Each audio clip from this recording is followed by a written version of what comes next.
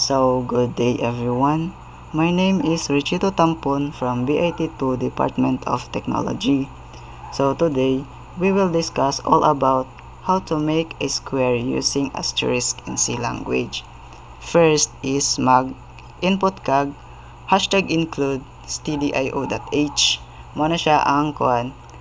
This is necessary to use function like printf and scanf for printing or for reading inputs.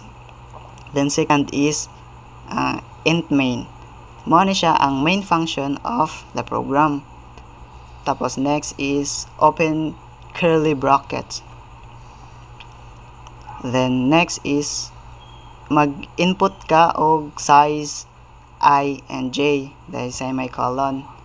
The next is printf. Enter a number for size of your box.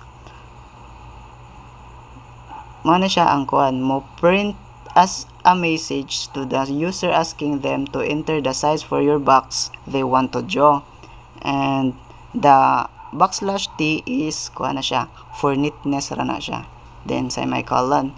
Next is if scanf %d and size kuan na siya tries to read an integer from the user and store it in the size variable. Then exclamation equals 1. Mao ni siya ang mag-check is scanf field to read exactly on integer.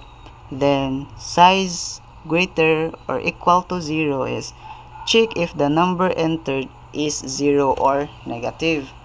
Then open curly bracket. Then next is printf. Printf invalid input. Please enter a positive integer for the size. Then kuan na siya if the input was invalid or non-positive, this line prints an error message.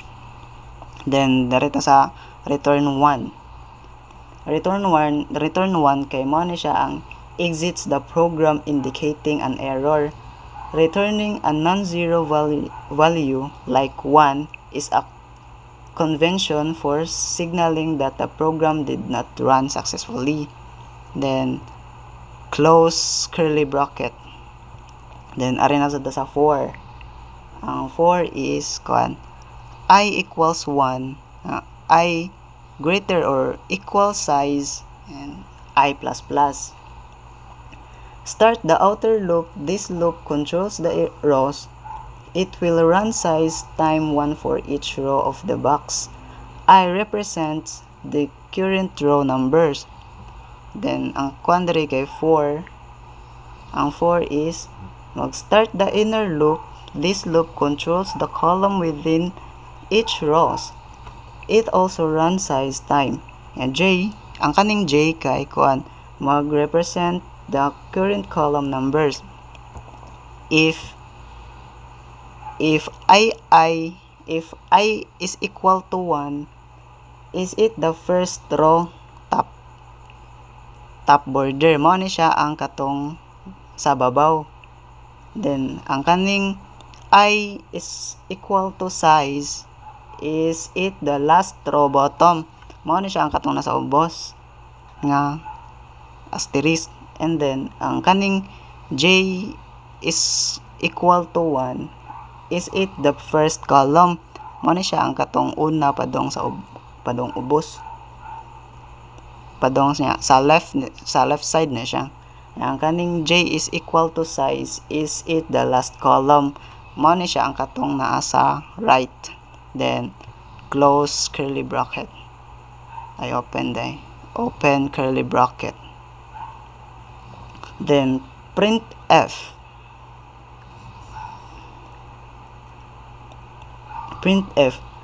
If the current position is a border, it prints an asterisk followed by space.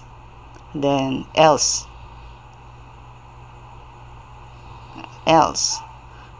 is kuan if condition was false, ang meaning ana is the position is inside the box, na siya sa sud. Then printf open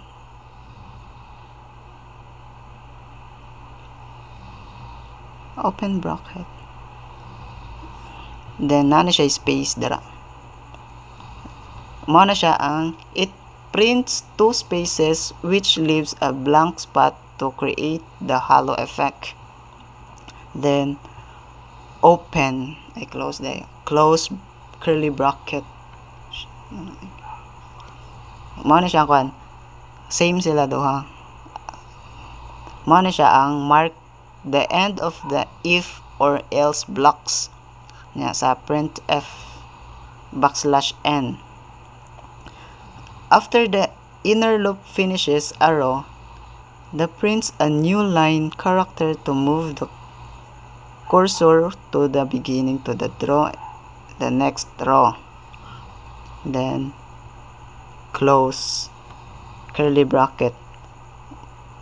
Mo na siya ang marks the end of the outer row loop. At this point, the entire box is drawn.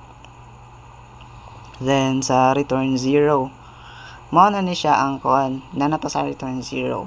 Mao na ni siya ang exit the program, indicating na na-success ang imuhang input diha tanan. Then close curly bracket.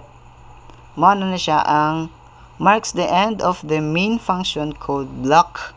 Then ang result ana if akong iparan kay mao ni ang mogawas. Ako iparan na run na siya. Then mag-input ko og 5 5. Then mao na siya ang mogawas. Thank you. Happy watching.